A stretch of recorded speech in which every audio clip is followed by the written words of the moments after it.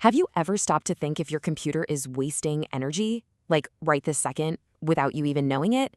Well, today we're going to play detective and solve the case of the invisible energy drain. So let's start with that question right here, right now. Is it possible your computer is just silently burning through power while you're watching this? Let's dig in and find out. So, to guide us on this mission, let's meet Ahmad. He's a student developer who got curious and decided to run his own green audit. He basically became a digital detective, trying to hunt down every last bit of wasted energy in his own setup. And honestly, what he found might just surprise you. All right, let's open our first case file, Hunting Hardware Vampires. We're on the lookout for something that experts in green computing call vampires.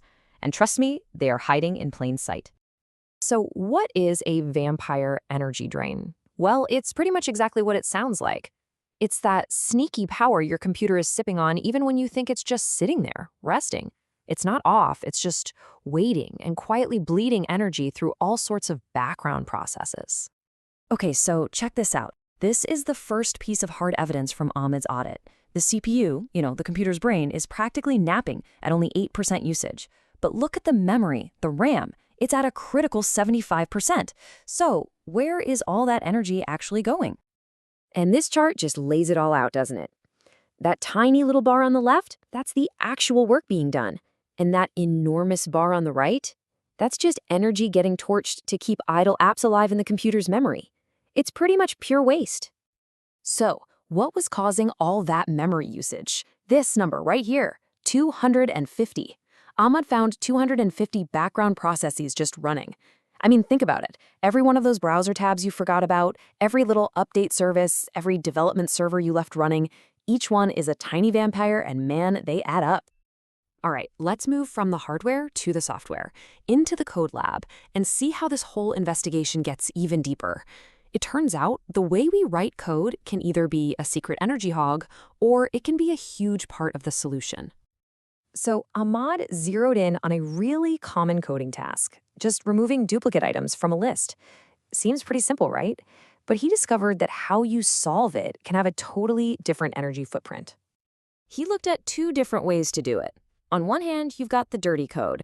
This is kind of the brute force method that gets way, way slower the bigger your list gets. And on the other hand, you've got the green code, which uses a much smarter approach that's way more efficient. And wow, this visual just makes the difference so clear. It's not even close. For a big list, that inefficient code could make the CPU do millions of operations.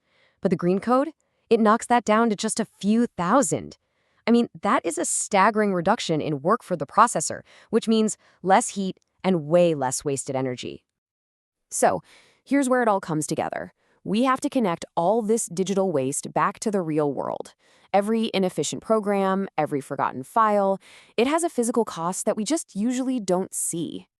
Ahmad also took a look at his cloud storage, Google Drive, GitHub, all his old emails.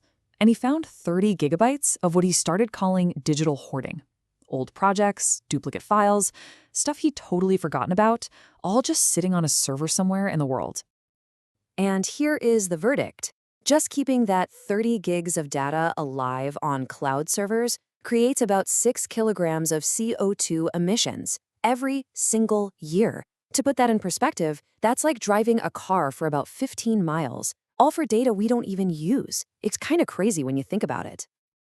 So the investigation uncovered the problems, but the best part of any detective story is the resolution. And for Ahmad, this meant making a real personal commitment to a powerful solution. He called it his Resource Hygiene Pledge.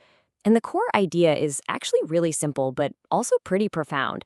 Just treat digital resources with the same care and respect as we treat physical ones. Don't be wasteful, be mindful. And he broke this big pledge down into two incredibly simple habits that literally anyone can adopt. First, actively shut down your apps and servers when you're done using them. And second, be absolutely ruthless with your browser tabs. If you're not using it, close it. It really is that easy. So, to wrap up our investigation, we found out that idle RAM is a major energy vampire. We learned that writing efficient code isn't just about making things faster, it's about making them greener. we saw that our data in the cloud has a very real carbon footprint. And maybe most importantly, we learned that super simple habits can create really significant energy savings. And all of this brings us right back to you. Now that you know where to look for these invisible energy drains, the only question left is, what's the first vampire you're going to unplug?